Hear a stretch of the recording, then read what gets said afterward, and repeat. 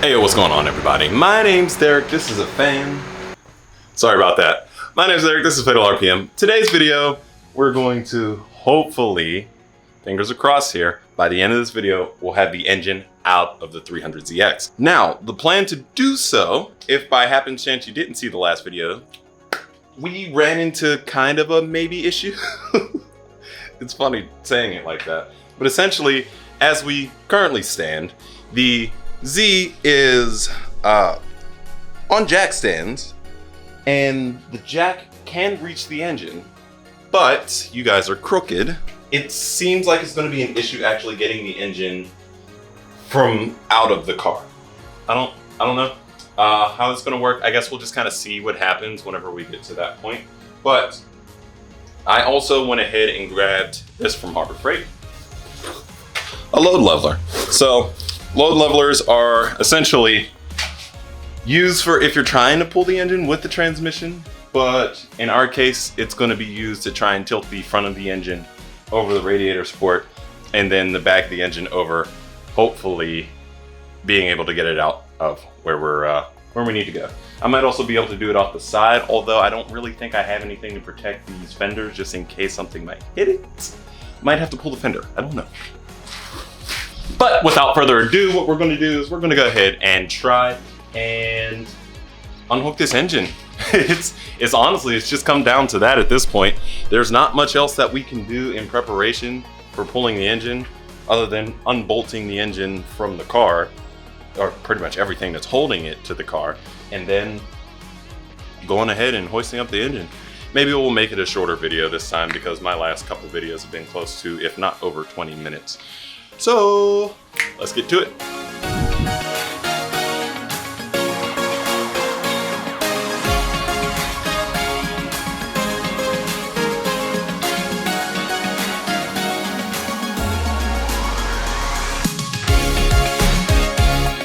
So just real quick, while I was doing this, I actually noticed some engine pickup points. I don't know if it's like this on all the motors, but originally what I was going to do is I was just going to pull the plenum and we were going to go from the intake runners bolts and pull the engine from there. But if you look down in here, this guy right here, I was like, that must be an engine pickup point, because I was like, this is just this random bracket here. So I come up to the front, and would you look at that? There's one right here on top of the alternator. So I don't know if this is OE. It looks OE because this zip tie is definitely not the type of zip tie you or I would buy at a store. So yeah, it's real interesting. I don't know how close this is to my face, but that's really interesting. So let's go ahead and continue to pull everything off this motor.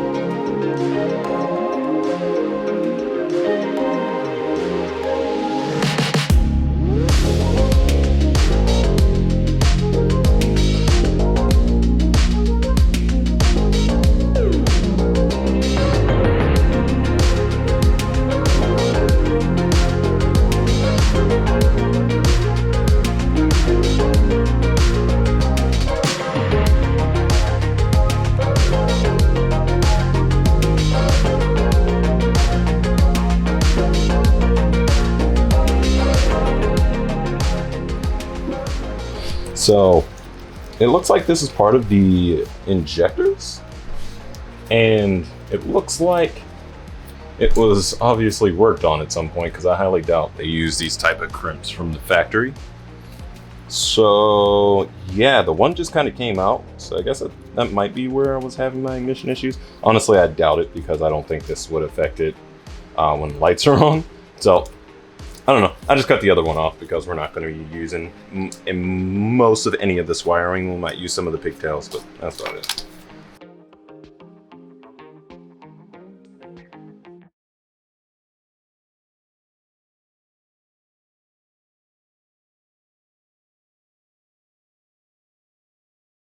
All right, so tracing some of these vacuum lines, it looks like there's only 3 that are on here that don't connect to anything on the engine, other than like the one for the fuel regulator over there. So we have this one here on the back of the intake that snakes down around and comes up here to this guy, which I don't know what this does, but it's connected to things and stuff. Yeah, and then we have this guy here, which again snakes down. It was tied into this wire down here that goes across over to the carbon canister over there, which, I mean, we're not going to be reusing that, so, but it goes around, it's hooked onto that, and it goes into the bottom of this guy, and then this one that's in the top goes to the one right next to it, so we'll be pulling this one right after. Ooh, actually, that was working. It's yeah, there you go. All right, and that one comes right up here to the top. So that's where those 2 guys go. These ones go to the bottom of the throttle body, it looks like. This one goes to the back of the plenum, and there's another one here that's probably connected to something else. We already got the wire loom out of everything here. Honestly, the only things that this was connected to were the throttle position sensor over here, as well as this guy, whatever this thing is, and then we have this guy, which looks like it's also this looks like the temperature sensor, because it's coming right off the head. So that was it for this wiring loom, other than this ground over here and this other part that goes down to, it looks like our O2 sensors. Yep. So we had this plug here, which is ultra crispy, going to the O2 sensor. Yep, that's it for this wiring loom. It looks like there was something else here at some point, but it got cut off. For what? I don't know. But yeah, we're going to go ahead and go over to the other side of the engine now. So it's funny. Just looking over here, I can see I had a vacuum leak up here, which may have been causing some of my issues. And also the EGR is unplugged, even though it's still connected in here. I mean, we're going to be deleting this, but it was unplugged. From here, it looks like it's because it's broken, which is why it was unplugged. But we're just going to go ahead and unplug everything. Then we're going to have to start working on the intake, because this is the loom that has everything for the injectors on it. So let's go ahead, get started. Honestly, it's a whole bunch of Phillips screws. There's not a whole bunch of sizes. If you want, you can grab in, I think it was an 8 and a 10 mil, because these guys are 10 mils. The smaller ones like these are 8s. So yeah.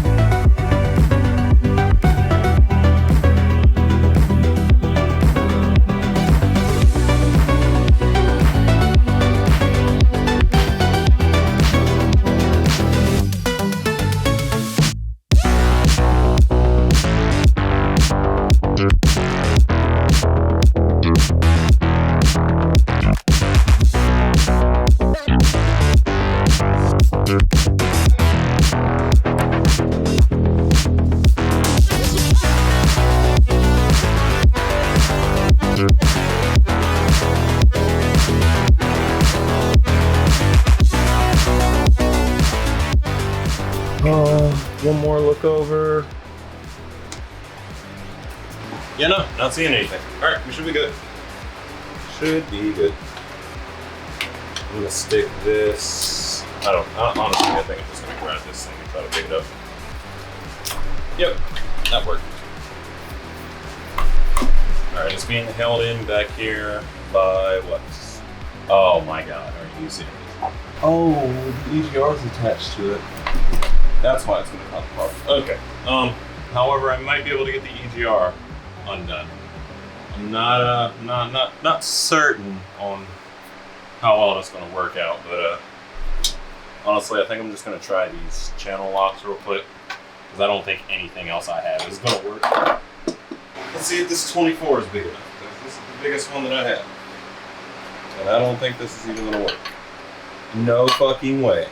Wow, it's a 24. Would you look at that? All right, so EGR valve is a 24. Let's see.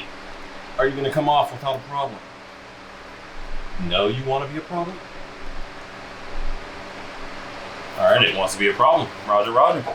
So instead of fighting with the EGR into the exhaust there, I'm just going to unbolt it from here. I already got out the two little screws, as you can, well, see.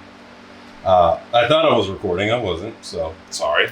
But next, I just got to actually get the valve off of the intake. So instead of fighting with things, hold on. I'm just going to jump straight into break it off, or yeah. So that's on there, as secure as it's going to be. Grab this guy. Sorry, headphone users. Wow. Wow. That came off super easy. Oh wow, look how clean it is. This bolt is so clean. All right. Yep, look at that. Nice. This one has a little bit of like rust and corrosion on it. It's not as nice as the other one, but I mean, hey, is what it is. Woo! So that was the breaker bar falling and almost going straight through the radiator. Now I think I can take off this intake. I don't know what I just lost. I lost something. This in here, ooh, I'm losing shit and it's falling under the car. Seeing as how we don't need the EGR, yeah, it's the EGR. I'm just gonna go in here with this, and we're gonna one more vacuum line. Cool. All right, we're out of the EGR. Something else is still holding me up. There's a line over here.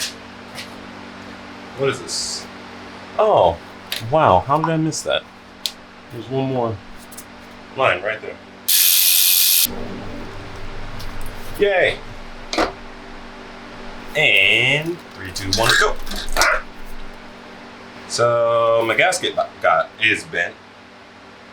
I don't think I just did that, but now I have to find a new gasket. Because that happened, which is unfortunate. Once I can bend it back into place. That should be fine. It's fine. It's just a little wavy. That is the intake plenum off. Easy peasy. All right, now's the last piece of the puzzle. The injector lines. Let's go ahead and get you guys set up. And yeah, it's time to just finish it up here. All right, so in an attempt to not make this video much longer than it actually needs to be, what follows is me absolutely fighting for my life to get these things off. I just say they're terribly designed, but then again, it's the 80s, so what can you do? It's a little metal clip where you have to pry it off. It's really hard. I had to get on top of the engine to be able to try and get this off. Unfortunately, none of that's really in frame because of the way I had the camera set up to actually capture what I'm shooting here. But yeah, I'll leave you with this little clip here and we'll continue on. When I tell you that there is a special place in hell for whoever decided to design these things the way they did, man, they're down there fucking wishing for a cup of ice water. This is annoying. Anyway, that's one side. I still got the other side, son of a bitch. Whatever, it's the 80s. Cocaine was a hell of a drug. All right, we're gonna just go ahead and finish on these plugs here.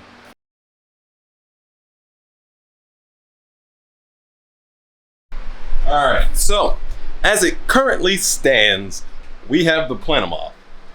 Other than that, though, that's pretty much it. I mean, we got the wiring harnesses off.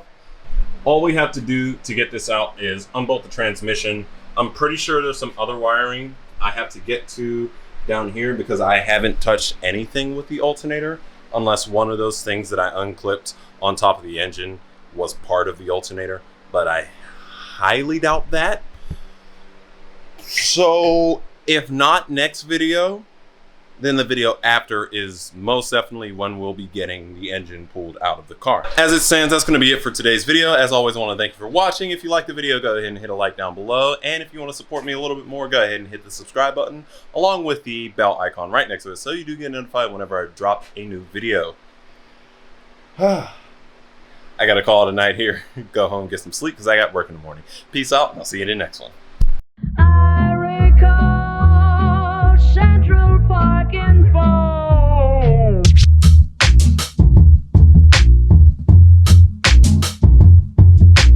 Not the